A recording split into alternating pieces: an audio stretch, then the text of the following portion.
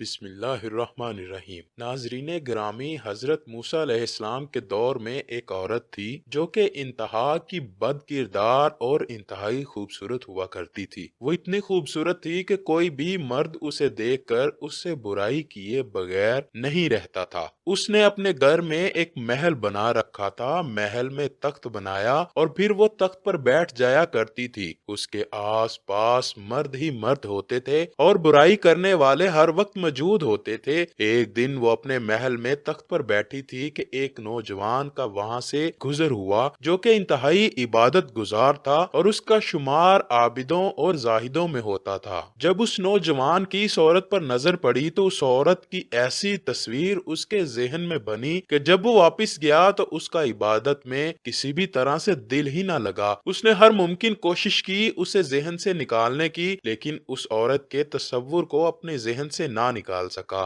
بہت کوشش کر لی، بہت زیادہ کوشش کے باوجود جب وہ کسی بھی طرح سے کامیاب نہ ہو سکا تو اس نے اتنی رقم جمع کی جتنی رقم میں وہ عورت کسی مرد کو اپنے قریب آنے دیتی تھی۔ پھر وہ رقم لے کر اس عورت کے پاس آیا۔ جب وہ عورت کے پاس پہنچا اور تخت کے قریب بیٹھا تو اس کے دل میں خیال آیا کہ میں نے اپنی ساری زندگی اللہ کی عبادت، اللہ کے ڈر اور اللہ کے خوف میں گزار دی ہے، اور اگر میں آج یہ کام کرتے ہوئے مر گیا تو میں اللہ کو کیا منہ دکھاؤں گا۔ بس یہ خیال آنا تھا کہ اس کا جسم کانپنے لگا۔ اس نے اس عورت سے کہا، میں نے جانا ہے، مجھے کوئی ضروری کام یاد آ گیا ہے۔ عورت نے کہا، چلے جاؤ، لیکن جس کام سے آئے تھے وہ تو کرتے جاؤ۔ لیکن نوجوان نے صاف صاف انکار کر دیا۔ عورت کے بار بار اصرار کرنے پر اس نے کہا، میں نے اپنی ساری زندگی اللہ کی عبادت میں گزار دی ہے اور اب میں یہ کام کر کے اللہ کو ناراض نہیں کر سکتا، اور وہاں سے یہ کہہ کر چل نکلا۔ جب وہاں سے چلا گیا تو عورت نے سوچا کہ میں اتنی حسین و جمیل اور اتنی خوبصورت ترین عورت ہوں کہ آج تک جو بھی مرد میرے قریب آیا مجھ سے برائی کیے بغیر رہ ہی نہ سکا، لیکن یہ کیسا جوان تھا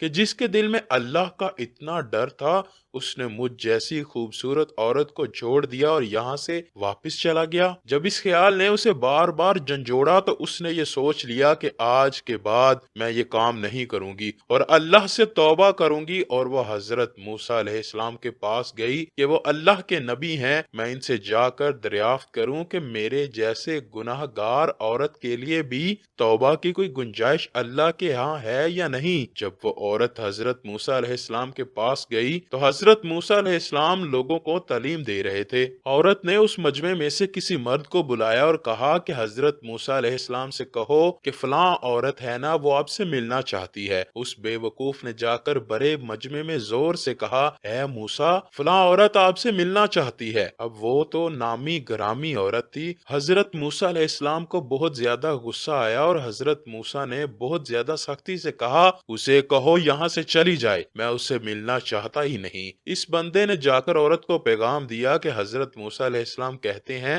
میں اس عورت سے نہیں ملنا چاہتا، اسے کہو کہ چلی جائے۔ وہ عورت ٹوٹے ہوئے دل کے ساتھ وہاں سے واپس چلی گئی اور راستے میں زاروں کی طرح روتی گئی، دل میں یہ سوچتی گئی کہ شاید میں اتنی بری ہوں کہ اللہ کے نبی بھی مجھ سے بات نہیں کرنا چاہتے، ملنا ہی نہیں چاہتے، اب تو میری بخشش کسی بھی صورت نہیں ہو سکتی۔ گھر آ کر اس نے اپنے آپ کو کمرے میں بند کر دیا۔ اسے اور تو کچھ پتا نہ تھا، لیکن اس نے کہیں سے سنا تھا جب اللہ کو منانا ہو تو سجدے میں اللہ سے معافی مانگو۔ وہ سجدے میں گر گئی، روتی رہی، گڑ گڑاتی رہی، اللہ سے معافی مانگتی رہی کہ اتنی دیر میں دروازے پر دستک ہوئی۔ اس نے سوچا کہ مجھ سے برائی کرنے کے لیے شاید کوئی نیا مرد آیا ہے، کیونکہ مردوں کا آنا جانا اس کے پاس لگا رہتا تھا۔ اس نے کہا، کچھ بھی ہو جائے میں دروازہ آج کھولوں گی ہی نہیں، لیکن دروازے کی دستک اور تیز ہوتی گئی۔ اس نے بلاخر ہمت کی اور ہمت کر کے دروازہ کھولا تو کیا دیکھتی ہے کہ سامنے تو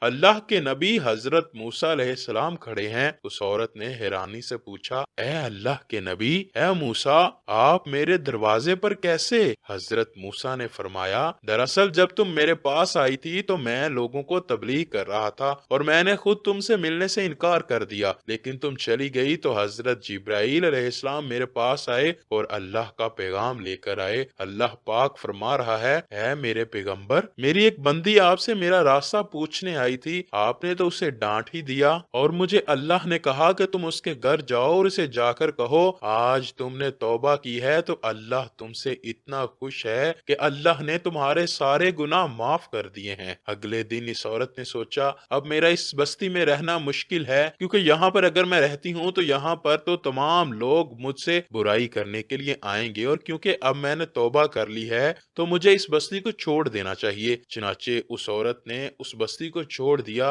اور اس نوجوان کو تلاش کیا جس کی وجہ سے اس نے توبہ کی تھی۔ اس نوجوان کو ڈھونڈنے کے بعد جب اس کے گھر پہنچی تو اسے بتایا گیا کہ وہ آدمی عبادت کر رہا ہے، اور جیسے ہی فارغ ہوگا عورت کو اس سے ملاقات کروا دی جائے گی۔ وہ عورت گھر کے صحن میں بیٹھ گئی اور انتظار کرنے لگی۔ جیسے ہی وہ نوجوان عبادت سے فارغ ہو کر کمرے سے باہر نکلا اور صحن میں اس عورت کو بیٹھے دیکھا، اس کے دل میں خیال آیا شاید یہ یہاں پر بھی میرا ایمان خراب کرنے آ گئی ہے، اور میں نے تو اسے اتنی مشکلوں سے اپنے تصورات سے نکالا ہے۔ وہ نوجوان وہیں پر گر گیا، اس کی وفات ہو گئی۔ عورت نے اس نوجوان کے گھر والوں کو بتایا کہ پہلے میں ایسی تھی، یہ نوجوان میرے پاس آیا تھا اور اس کی صحبت کی وجہ سے مجھے توبہ کی توفیق نصیب ہوئی ہے۔ میں نے اپنی پہلی زندگی سے توبہ کی ہے اور میں یہاں اس سے ملنے آئی تھی کہ شاید یہ مجھ سے نکاح کر لے۔ اسے بتایا گیا کہ اس کا ایک اور بڑا بھائی ہے، اس سے پوچھ لیتے ہیں، وہ اگر آپ سے نکاح کر لیتا ہے تو ہمیں کوئی اعتراض نہیں ہے۔ علماء کرام لکھتے ہیں کہ اس عورت کی شادی اس نوجوان کے بڑے بھائی سے کر دی گئی، اور اللہ نے اس عورت کو صدقے دل سے توبہ کرنے کا صلہ یہ دیا کہ اللہ نے اس عورت کو 7 بیٹے عطا کیے، اور وہ 7 کے 7 بیٹے بعد میں بنی اسرائیل کے بہت بڑے ولی گزرے ہیں۔ اللہ سے دعا ہے کہ وہ ہمیں تمام بدکاریوں سے بچائے رکھے اور نیک اعمال کرنے کی توفیق عطا فرمائے۔